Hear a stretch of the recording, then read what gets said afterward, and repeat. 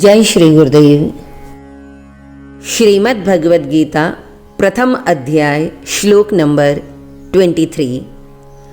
योत्स्यमानानवेक्षेऽहं य एतेऽत्र समागताः धार्तराष्ट्रस्य दुर्बुद्धेर्युद्धे प्रियचिकीर्षवः।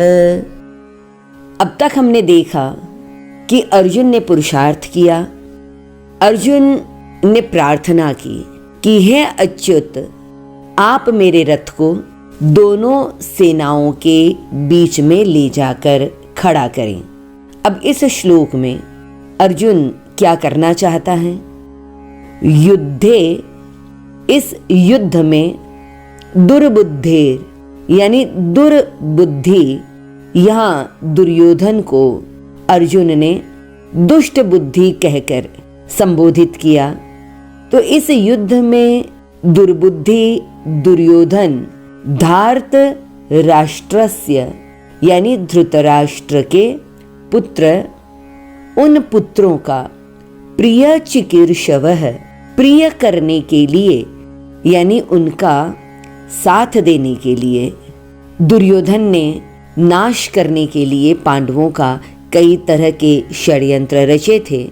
और ऐसे में वो सभी राजा लोग जो इस युद्ध में उसका प्रिय करना चाहते हैं, यह यानी वो लोग, एतेत्र यहाँ पर जो समागताः इकट्ठे हुए हैं, योत्स्यमानान, योत्स्यमानान यानी जिनके मन में युद्ध की उतावली हो रही है, युद्ध की कामना हो रही है, अवेक्षेहम, अवेक्षे अहम, उन सब लोगों को मैं देखना चाहता हूं। अब अर्जुन जब दुर्बुद्धि दुर्योधन का साथ देने वालों को देखना चाहता है, जब एक साधक अपने ही भीतर की दुर्बुद्धि का साथ देने वाले कौन हैं? अहंकार, संस्कार, राग, द्वेष, अविद्या, वासना और अहंकार के द्वारा उत्पन्न होने वाले सारे कर्म, जो हमारी दुर्बुद्धि, हमारे भीतर की निगेटिविटी का साथ देते हैं। और अर्जुन उन्हें देखना चाहता है। क्या देखना चाहता है? कि इनके कारण, जो मेरे भीतर राग, द्वेष, अहंकार, वासना है, इनके कारण मुझे पहले कोई लाभ हुआ था, लाभ नहीं हुआ, बल्कि इन्होंने तो मुझे नष्ट करने के लिए सारे षड्यंत्र रचे थे। अच्छा, यदि भूतकाल में लाभ ना हुआ हो तो इस समय ये सब यदि मेरे भीतर हैं, तो क्या मुझे अभी इनके कारण कोई लाभ हो रहा है, फायदा हो रहा है? और अभी नहीं हो रहा है तो कई बार होता है कि अभी कोई कार्य हम करते हैं तो उसका फायदा नहीं है, लेकिन उसका भविष्य में होने वाला हो। जैसे अभी हम योग करें तो कोई फायदा लगता नहीं है, इंस्टेंट तो उसका रिजल्ट नहीं दिखता, बल्कि उससे तो शरीर में दर्द ही होता है, परंतु हम जानते हैं कि भविष्य में फायदा होगा, इसलिए हम करते हैं।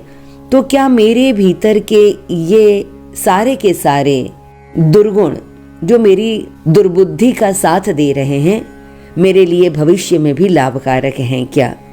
और यदि ये सब कोई फायदा नहीं दे रहे हैं तो फिर अर्जुन के मन में वैराग्य आता है कि यह सब कुछ व्यर्थ है। देखिए, पहले पुरुषार्थ, फिर प्रार्थना और फिर वैराग्य, यह क्रम से जब आता है, परंतु जो वैराग्य बाहर देखने से आता है, वह वैराग्य हम जिसे श्मशानी वैराग्य कहते हैं। घर में कोई घटना हो गई, किसी ने हमें कुछ कड़वे शब्द कह दिए और हमारे मन में वैराग्य आ जाता है कि यह सब कुछ व्यर्थ है, ये सब कुछ छोड़कर चले जाएं, ऐसा हो जाए।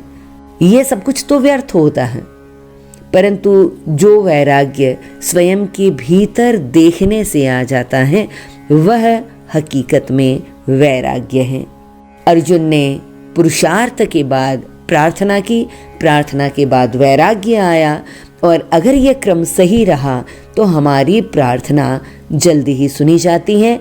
अगले श्लोक में भगवान रथ को दोनों सेनाओं के बीच में लाकर खड़ा करते हैं। हरि ओम तत्सत।